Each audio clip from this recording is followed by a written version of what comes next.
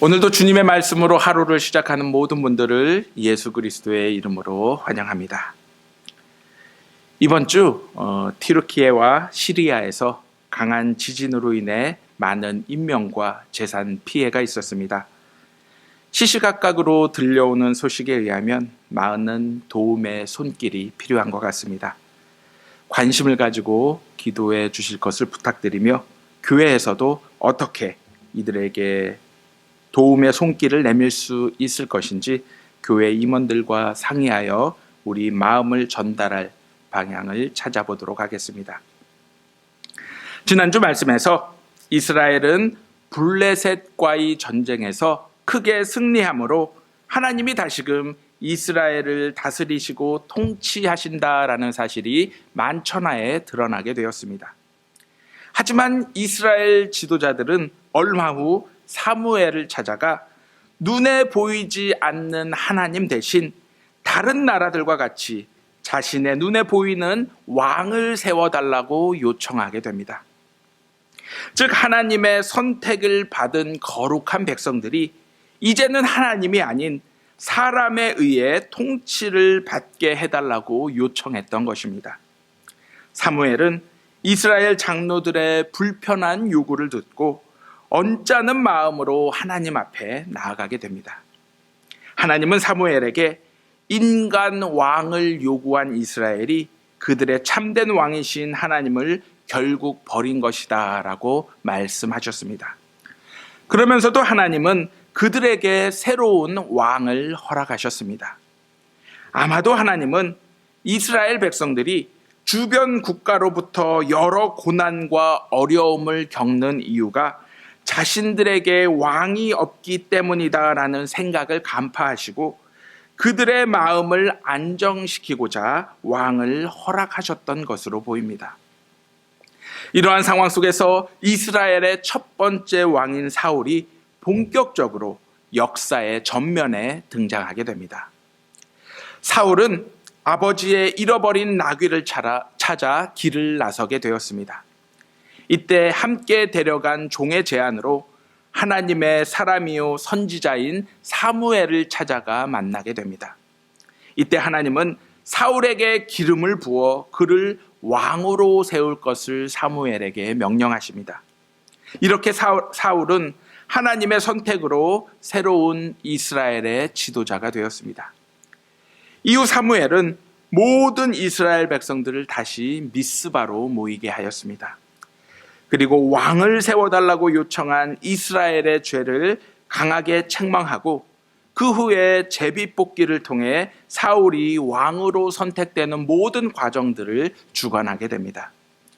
이제 사무엘은 이스라엘의 새로운 왕이 나라를 통치하는 데 기준으로 삼아야 할 규정과 법규를 이스라엘 백성들 앞에서 선포하고 그 모든 기록들을 하나님 앞에 맹세로서 두게 하였습니다. 사울을 새로운 왕으로 세운 얼마 후 이스라엘에게 또 다른 위기가 직면하게 되었습니다. 암몬 왕 나하스가 길르앗 야베스에 거하는 7,000명의 오른쪽 눈을 뽑아버리겠다라고 위협하여 온 것입니다. 이 일을 수습하기 위해 야베스 장로들은 일단 나하스에게 항복하겠다라고 이야기를 하며 7일의 시간을 얻어냈습니다. 그리고 이 소식을 기브아에 있는 사울에게 전하게 됩니다. 바로 이 긴급한 상황이 오늘 우리에게 주신 본문 말씀입니다. 사실 사울은 온 이스라엘 백성들이 모인 공식적인 자리에서 하나님의 뜻으로 왕으로 세워졌지만 일부 사람들은 여전히 사울을 멸시하며 그를 왕으로 인정하려고 하지 않았습니다.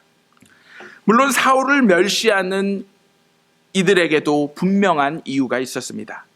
왜냐하면 그 당시 사회에서 왕의 지도력은 대부분 전쟁을 통해서 증명이 되는데 사울은 그 어떤 전쟁에서도 자신의 능력을 증명하거나 혹은 드러낸 적이 결코 없었기 때문입니다. 이러한 상황 속에서 사울은 처음으로 자신이 하나님으로부터 선택받은 지도자임을 이스라엘 백성들 앞에서 증명해야만 하는 긴박한 위기와 마주하게 되었던 것입니다. 길르앗 야베스를 침략한 암몬 족속은 아브라함의 조카 롯과 그의 둘째 딸 사이에 태어난 아들로부터 시작된 족속입니다. 성경을 보면 이들은 늘 이스라엘 백성들에게 괴로움과 근심을 안기는 사람들이었습니다. 오늘 본문에서 그들은 평화 협상을 제안한 길르앗 야베스 주민들을 향해 오른쪽 눈을 다 빼어내야 그 협상을 받아들이겠다라고 치욕적인 도발을 하고 있습니다. 사실 길르앗 야베스는 요단 동편에 있는 성읍이라 지역적으로 이스라엘 연합 공동체의 지원을 받기가 쉽지 않은 곳이었습니다. 결국 야베스 장로들은 절체절명의 상황 속에서 온 이스라엘 지파에게 전령을 보내 자신들을 구원해 줄 것을 요청하였습니다. 그러자 그 소식이 사울에게까지 들어가게 되었습니다. 그때 사울은 왕이 되기 이전과 같은 모습으로 밭에서 소를 몰고 일상적인 생활을 하였습니다. 이제 그에게 비로소 이스라엘 왕으로서 새로운 지도력을 인정받을 수 있는 기회가 찾아왔습니다. 사울은 길르앗 야베스가 굴욕당한 소식을 전해 듣고 하나님의 영에 의해 감동되어 크게 분노를 하였습니다. 그의 분노는 개인적 복수의 마음이 담긴 감정이 아닌 하나님이 주신 거룩한 분노의 마음이었습니다. 사울은 그 소식을 듣고 그 자리에서 한 쌍의 소를 잡아 각을 떠서 이스라엘 모든 지역에 보내게 됩니다. 여기서 각을 뜬다라는 것은 소의 머리와 다리를 부위별로 잘라내는 것으로서 이것은 자신을 따라 전쟁에 참여하거나 혹은 이 소처럼 비참하게 되거나 둘 중 하나를 선택하라는 강력한 경고의 메시지를 포함하고 있었던 것입니다. 오늘 본문 말씀은 그때 여호와의 두려움이 백성들에게 임하였고 모든 백성들이 한 사람과 같이 나왔다라고 기록하고 있습니다. 그렇게 모인 군사의 총수는 33만 명이었습니다. 사실 성경 속에서 보이는 사울의 본래 모습은 사람들 앞에 그다지 나서기를 좋아하지 않는 사람이었습니다. 하지만 그처럼 소심한 사울에게 하나님의 영이 임하자 왕의 사명을 충분히 감당할 만큼 큰 용기가 생겨나게 되었음을 오늘 우리는 말씀을 통해 발견하게 됩니다. 우리도 종종 우리에게 주어진 여러 일들 앞에서 주저하거나 망설이는 일상의 사울과 같은 소심한 모습들을 발견할 때가 있습니다. 왜냐하면 우리가 가진 힘과 능력으로 그것들을 해결해 나가려고 하기 때문입니다. 하지만 오늘 본문 말씀을 통해 우리가 분명히 기억해야 할 사실 하나는 사울과 같이 우리에게도 하나님의 영이 임하시면 우리에게 주어진 모든 일들을 감당하고도 남을 만큼의 큰 용기가 생긴다라는 사실입니다.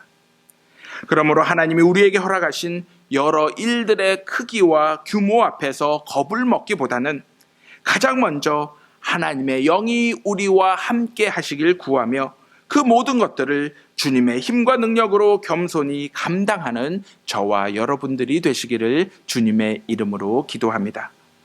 그러했을 때 사울을 통해 이스라엘 군대가 암몬을 크게 무찌르고 승리한 것과 같이 하나님은 우리 모두에게도 큰 승리를 안겨주심으로써 주님의 이름으로 하는 모든 일과 사역을 언제 어디서나 지키고 든든히 세워주실 것임을 믿으시기 바랍니다. 다음으로 이스라엘 백성들은 이 전쟁을 통해 비로소 사울의 지도력을 인정하고 사울을 하나님이 세우신 그들의 왕으로 마음속에 받아들이게 됩니다. 또한 지금까지 사울을 의심하고 멸시했던 사람들을 색출해 즉시 죽이려고 하였습니다. 하지만 사울은 구원의 날에 사람을 죽일 수 없다라면서 관용을 베풀었습니다. 다시 말해 사울은 자신의 눈에 늘 가시와 같던 사람들을 단숨에 모두 제거할 기회가 생겼음에도 불구하고 당장의 승리에 도취되어 잘못된 판단을 내리지 않았습니다. 오히려 그는 앞으로 12지파를 통솔해야 할 이스라엘 왕으로서 모든 사람들이 한마음 한뜻으로 연합할 수 있도록 용서를 통해 중요한 하나됨의 발판을 마련했던 것입니다. 이처럼 하나님은 자신의 사명을 온전히 감당하고자 하는 사람들에게 놀라운 지혜를 허락하시는 분이십니다. 야고보는 누구든지 지혜가 부족한 자는 하나님께 구하라라고 말씀하였습니다. 왜냐하면 우리의 모든 필요와 요구를 아시고 채워주시는 하나님이시기에 지혜 또한 넘치게 허락해 주실 것이기 때문입니다. 우리가 하나님의 사명을 감당하기 위해서는 물론 개인적인 재능과 지혜도 물론 필요합니다. 그러나 그 사명을 온전히 완성하는 힘은 오직 하나님의 지혜와 능력임을 이 시간 기억하시기 바랍니다. 그러므로 오늘 본문에 등장한 사울의 모습을 통해 이스라엘에게 큰 승리를 허락해 주신 하나님은 지금도 우리 모두의 절박한 위기의 상황들을 언제든 승리로 바꿀 수 있는 지혜와 통찰력을 또한 허락해 주시는 분이심을 오늘 아침 기억하길 원합니다. 마지막으로 사무엘은 승리의 감격으로 한껏 고무되어 있는 이스라엘 백성들에게 길갈로 가서 나라를 새롭게 선포하자라고 말씀합니다. 이에 백성들이 함께 길갈로 가서 공식 즉위식을 열어 사울을 이스라엘 왕으로 추대하고 하나님 앞에 제사를 드리며 기뻐하게 되었습니다. 사무엘이 백성들을 길갈로 이끌어간 이유는 그곳이 가나안에 첫 발을 내딘 곳이자 과거 하나님이 행하신 일들을 기록한 기념비를 세운 곳이기 때문입니다. 다시 말해 이곳은 하나님과의 관계를 늘 새롭게 했던 장소였습니다. 또한 길갈은 사무엘이 제사를 위해 단을 쌓은 곳이었습니다. 그렇기에 사무엘은 첫 승리의 기쁨을 하나님 앞에서 감사하며 모두가 하나님께 영광을 돌리길 원했던 것입니다. 즉 사울이 이스라엘 백성을 모을 수 있었던 것도 하나님의 영에 의해 감동했던 것이기 때문이고 승리를 거둘 수 있었던 것도 하나님이 전적으로 도우셨기 때문인 것입니다. 그렇다면 지금 우리의 삶에 있어서 길갈은 과연 어디입니까? 우리가 착각하지 말아야 할 것은 교회에 나가는 것과 하나님 앞에 나아가는 것은 전혀 별개의 다른 사실이란 것입니다. 많은 사람들이 매주일 교회에 출석하여 예배를 드리며 설교를 들으면 마치 자신이 좋은 그리스도인이 된 것처럼 착각을 합니다. 그래서 사람들은 자신이 어떤 유명한 교회에 나가는 것을 매우 자랑스러워하며 살아가게 됩니다. 그런데 우리가 잊지 말아야 할 사실은 우리가 좋은 교회에 다닌다고 하여 자연스럽게 좋은 그리스도인이 되지 않는다라는 사실입니다. 우리는 경건의 분위기 속에 도취되어 신앙생활을 해서는 결코 안 됩니다. 즉 신앙의 알맹이는 하나도 없는데 외적 모습을 경건하고 화려하게 치장함으로써 자신이 하나님 앞에서 잘하고 있다고 착각해서는 결코 안 되는 것입니다. 우리는 우리 삶의 길갈과 같은 곳에서 예배를 통해 하나님의 임재를 갈망하고 그분의 말씀을 통해 그분의 음성을 듣고 그 말씀을 우리 삶의 매 순간 적용하며 하나님을 구체적으로 경험하고 알아가야 하는 것임을 반드시 기억하시기 바랍니다. 하나님은 우리에게 사명을 주시되 우리의 힘만으로 감당하도록 내버려 두시는 분이 결코 아니십니다. 그분은 오늘도 우리와 함께 하시며 모든 일에서 우리가 선한 열매를 맺고 선한 결과를 내도록 새로운 힘과 능력을 지속적으로 허락하고 계십니다. 그러므로 우리 삶에서 감당하기 어려운 문제를 만났다라면 가장 먼저 하나님과의 생생한 기억이 깃들어 있는 길갈로 나아가시기를 바랍니다. 그리고 그곳에서 하나님께 지혜와 용기를 구하며 예배를 드리시기 바랍니다.